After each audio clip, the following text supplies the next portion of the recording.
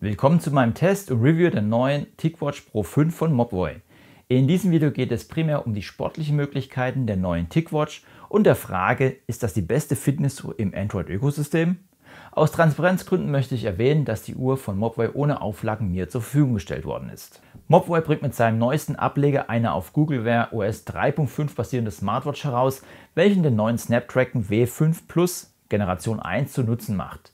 Das Ganze zeigt sich schon bei der Bedienung der Uhr, so laufen die Menüs flüssig und die Apps werden sehr schnell geladen bzw. stehen hier direkt zur Verfügung.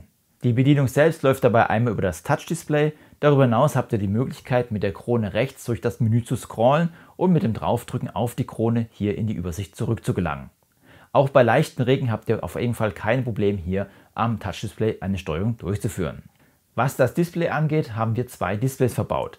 Einmal ein sehr sparsames Ultra-Low-Power-Display, welches nach kurzer Zeit bei Nichtnutzung im Always-On-Betrieb auftaucht, als auch ein 466 x 466 Pixel großes AMOLED-Display, welches dann für die aktive Nutzung der Uhr gedacht ist. Ihr habt aber auch die Möglichkeit, im Always-On-Betrieb nur das AMOLED-Display anzeigen zu lassen, welches dann im inaktiven Status in einem abgedunkelten Schwarz-Weiß-Modus geht. Im Ultra-Low-Power-Display-Modus habt ihr die Möglichkeit, durch das Drehen der Krone neben der Uhrzeit die aktuelle Herzfrequenz, den Kalorienverbrauch, den Blutsauerstoff und bei einer laufenden Aktivität die Laufzeit, die Herzfrequenz oder auch zum Beispiel die Schrittfrequenz beim Laufen anzeigen zu lassen. Was das AMOLED-Display bei Sonneneinstrahlung angeht, so kommt es in Sachen Ablesbarkeit bei direkter Einstrahlung an seine Grenzen. Hier punktet eindeutig das Ultra-Low-Power-Display, bei dem das in der Sonne wirklich sehr gut ablesbar ist. Hintergrund der zweifachen Displaylösung ist natürlich die Option der Akkulaufzeit dadurch zu verlängern. So kommt man bei der Hybridlösung im Always-On-Betrieb auf etwa 3 Tage Laufzeit, während es sich nur beim AMOLED-Display-Betrieb so knapp auf 1,5 Tage reduziert. Bei den Aktivitäten verhält es sich hier ähnlich. So habe ich im Hybrid-Modus bei einer 3 Stunden Radfahrt etwa 40% Akkuverbrauch gehabt, während es im AMOLED-Display-Modus 60% war. Beide Angaben beruhen hierbei natürlich auf die Verwendung im Always-On-Betrieb, das heißt, mit abgeschaltetem Always-On-Display sind natürlich hier noch längere Laufzeiten möglich. Was das Laden der Uhr angeht, so habt ihr diese innerhalb kurzer Zeit aufgeladen. Der Hersteller gibt hier 30 Minuten für 65% an, was ich hier mit meinem Test unterstreichen kann. Ab diesem Wert aber reduziert sich das Aufladen so langsam, das heißt also, es dauert dann hinten raus etwas länger, bis die Uhr dann vollständig aufgeladen ist. Die Uhr selber ist auch sehr robust, so haben wir eine MIL STT 810 Standardzertifizierung, ist bis 5 ATM wasserdicht und das Display wird mit einem Corning Gorilla Glas geschützt. Während meines Tests habe ich bisher keine Beschädigung an der Uhr gehabt, obwohl ich hier und da mit meiner Schusslichkeit gerne mal an Türen und Wänden hängen geblieben bin. Da es sich um eine Uhr mit einem Google Wear OS handelt, habt ihr natürlich auch die Möglichkeit, die Uhr mit vielen Apps wie etwa Adidas Running, Strava, Bring, Spotify und vieles mehr zu erweitern.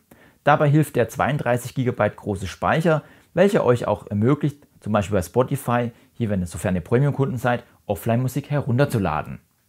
Und natürlich stehen euch eine große Anzahl an Zifferblätter im Google Store zur Verfügung. Was an dieser Stelle noch aktuell nicht unterstützt wird, ist der Google Sprachassistent. Ihr habt dann bei der Uhr auch die Möglichkeit, diverse Apps als Shortcut auf die Oberfläche zu legen und mit einem Wisch von links nach rechts durchzuscrollen. Hierbei gibt es etwa Apps wie das aktuelle Wetter, die Sonnenstunden, die Sportaktivitäten, aber auch diverse Gesundheits-Apps, die euch einen kleinen Überblick verschaffen, wie es um eure aktuelle Gesundheit steht. Neben einem Bluetooth-Chip, welcher euch erlaubt, zum Beispiel externe Kopfhörer zu verbinden, unterstützt die Uhr auch WLAN und einen NFC-Chip, womit ihr zum Beispiel Google Pay nutzen könnt. Für Letzteres ist es interessant zu wissen, sobald ihr die Uhr abzieht und diese hier keine Herzfrequenz mehr erkennt, müsst ihr bei der Uhr direkt wieder einen PIN eingeben, um diese zu nutzen. Wenn wir dann schon bei den smarten Funktionen sind, so habt ihr natürlich auch die Möglichkeit, mit der Uhr direkt zu telefonieren.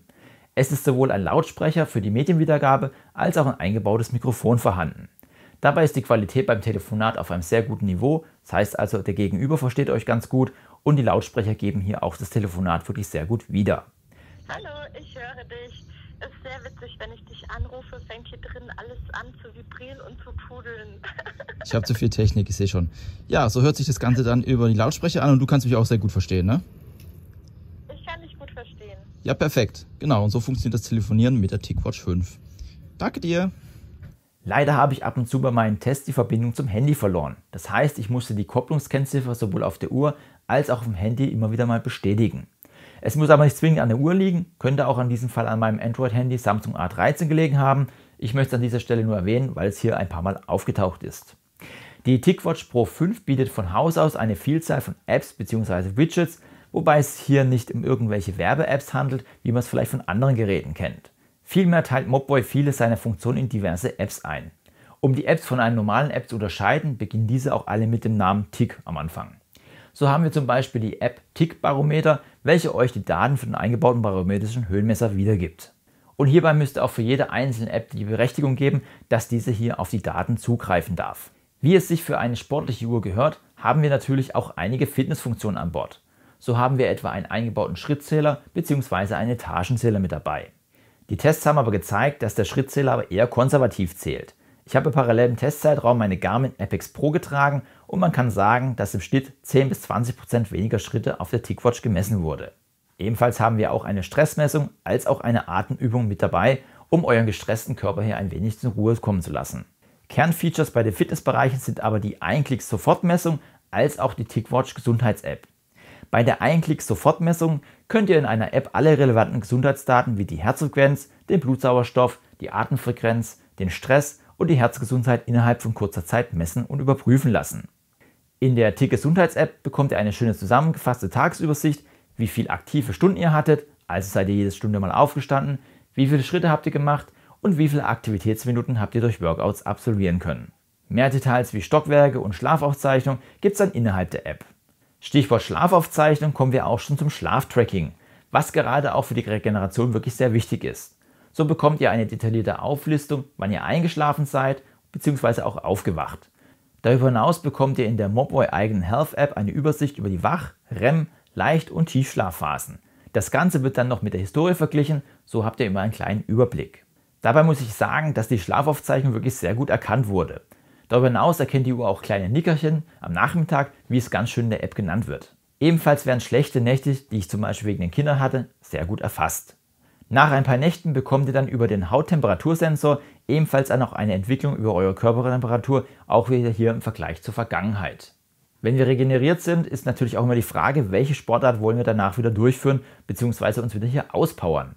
Hier bietet die TicWatch Pro 5 neben Laufen, Radfahren eine große Vielzahl an Aktivitäten an. Dabei werden die Daten aber in den meisten Sportarten mit der Herzfrequenzmessung und der Aktivitätszeit sehr einfach gehalten. Ihr bekommt nach den Workouts eine kleine Auswertung, in welchen Herzfrequenzzonen ihr euch aufgehalten habt, und beim Laufsport erhaltet ihr darüber hinaus noch die Schrittfrequenz als auch die Schrittlänge in der Auswertung bzw. dann hier in der Mobvoi Health App. Bei der Tick-eigenen Aktivitäts-App muss man aber sagen, dass die Schrift hier teilweise sehr klein und sich mit den Kontrasten gegenüber dem Hintergrund nicht ganz gut abhebt. Das heißt also, wenn ihr hier Probleme habt mit Ablesen bzw. hier eine gewisse Sehstärke habt, könnte es hier eventuell zu Problemen kommen. Ebenfalls bekommen wir auch eine VO2 Max-Wertermittlung, die auch soweit mit einen anderen Sportuhren übereinstimmt. Einzig bei einer Gravel-Tour, bei dem ich langsam sehr viele steile Anstiege gefahren bin, ist der VO2 Max-Wert so etwa 10 Punkte niedriger ausgefallen, als es eigentlich im aktuellen Wert ist. Beim Lauf am nächsten Tag haben die Werte dann wieder soweit gepasst. Was ihr nicht bekommt, ist ein Trainingsload oder andere tiefere Sportmetriken, um hier eine weitere Auswertung durchzuführen. Ihr habt aber dann die Möglichkeit, die Mobvoi eigene Health App an Strava und Google Fit anzubinden. Das heißt also, die Aktivitäten werden hier hochgeladen und ihr könnt hier dort weitere Auswertungen mit den hochgeladenen Aktivitäten durchführen. Ihr habt aber natürlich dann die Möglichkeit, durch die Anbindung an den Google Play Store eure Trainings zum Beispiel über die Adidas Running App durchzuführen oder andere Anbieter, die ihr hier gerne nutzt. Nachteil ist aber, dass diese Aktivitäten, die ihr damit durchführt, nicht automatisch in der Mobvoi Health App landen.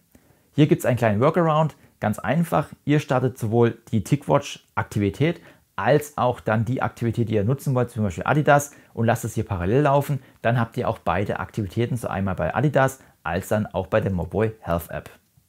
Beim Thema Navigation unterstützt die Uhr natürlich auch hier Google Maps, was aber bei Trails und Wandern dann so an seine Grenzen stößt. Ihr habt aber auch die Möglichkeit, entweder mit Komoot, dies geht aber hier nur mit dem Handy in der Tasche und ohne Karte navigieren zu lassen, oder, sofern ihr ein Auto-Active-Abo habt, könnt ihr eure Karten auch offline herunterladen und sogar ohne Handy aus dem Haus gehen und euch hier navigieren lassen. Die Karten von Auto-Active beinhalten auch hier viele Trails und Wanderwege und ihr könnt da rauszoomen und habt hier einen kleinen Überblick und so habt ihr auf jeden Fall auch die Möglichkeit, hier längere Wanderungen durchzuführen, ohne hier das Handy mitzunehmen. Wenn wir dann schon beim Thema Sport sind natürlich auch die Herzfrequenzmessung immer von Interesse. So bietet die TicWatch Pro 5 auch hier einen optischen Herzfrequenzsensor mit einer Blutsauerstoffmessung. Beim Blutsauerstoffsensor kann ich hier keinerlei negative Auffälligkeiten feststellen. Das heißt also, die Werte, die gemessen wurden, waren immer hier im plausiblen Rahmen. Auch während den Aktivitäten, sowohl beim Radfahren als auch beim Laufen, bekommen wir hier wirklich sehr gute Herzfrequenzwerte angezeigt. So haben wir gegenüber einem Brustgurt sowohl bei der durchschnittlichen Herzfrequenz als auch bei der maximalen Herzfrequenz als auch beim Verlauf kaum Abweichung gegenüber der Uhr. Lediglich beim Kraftsport kann es hier mit den Sensoren zu Problemen kommen. Schwierig ist es soweit, da das Google-Betriebssystem hier keine Möglichkeiten bietet, hier Brustgurte zu koppeln. Abhilfe an dieser Stelle schafft dann die kostenpflichtige App SportyGo. Hier habt ihr dann die Möglichkeit, über Bluetooth einen Brustgurt zu koppeln und eure Aktivität aufzuzeichnen. Die TicWatch Pro 5 hat auch ein Multiband-GPS an Bord, das heißt, das ist die aktuell bestmögliche Tracking-Aufzeichnung auf dem Markt. Genutzt wird dabei GPS, GLONASS, Galileo, der chinesische und der japanische Standard. Im Vergleich zur Garmin Apex Pro und zum Garmin Edge 1040, welche auch beide im Multiband-GPS gelaufen sind, kann man hier kleine Abweichungen erkennen. Diese sind aber im gleichen Rahmen wie damals bei der Apple Watch Ultra. Bei den Aktivitäten war die Länge der Tourunterschiede nicht so groß, so haben wir etwa bei einer 10 bis 30 Kilometern Tour immer so 20 bis 30 Meter Unterschied gehabt, welches sich aber hier im üblichen GPS-Toleranzrahmen bewegt. Zu guter Letzt kommen wir dann noch zur angesprochenen Mobvoi Health App. Das ist die Datendrehscheibe der neuen TicWatch. Hier bekommt ihr eure Übersicht über euren Tag als auch über die Woche, sei es jetzt über die Schritte, den Schlaf oder eure Aktivitäten. Ebenfalls habt ihr auch die Option, eure Uhr hier etwa wie die Zifferblätter oder Benachrichtigungen einzustellen bzw. zu verwalten. Nun ist aber die Frage, ist die Mobvoi TicWatch Pro 5 eine der besten Android-Sportuhren? Ich hatte bisher nur die Google Pixel und die Samsung Galaxy Watch 5 Pro im Test. Und da muss ich sagen, dass die Mobvoi TicWatch mir hier am besten überzeugt bzw. gefallen hat. Gerade die Herzfrequenzmessung und die GPS-Aufzeichnung, aber auch die Länge der Akkulaufzeit überzeugen hier gegenüber den anderen beiden Uhren. Insgesamt muss man sagen, dass die Uhr für einen Sporteinsteiger, aber auch schon für fortgeschrittene Sportler geeignet ist. Nur wenn man mehr in die Sportmetriken möchte, das heißt also tiefer in die Analyse, kommt man an den klassischen Herstellern wie Polar, Suunto, Coros und Garmin dann doch nicht vorbei. Ja, ich hoffe, ich konnte dir einen kleinen Eindruck geben, was die neue TicWatch von Mobvoi hier zu bieten hat. Falls du selber schon eine Mobvoi-Uhr hast oder vielleicht sogar auch schon die TicWatch Pro 5, schreib doch mal gerne in die Kommentare, wie da deine Erfahrungen sind. Wenn du neu auf dem Kanal bist, dann schau doch mal gerne in meine Playlist rund um meinen Kanal rein. Da habe ich mal so eine Best-of-Playlist gemacht. Dann siehst du, was hier sonst noch also stattfindet. Ich würde mich natürlich hier über einen Daumen hoch freuen, falls das Ganze gefallen hat. Ansonsten bedanke ich mich für deine Zeit. Tschüss, bis zum nächsten Mal.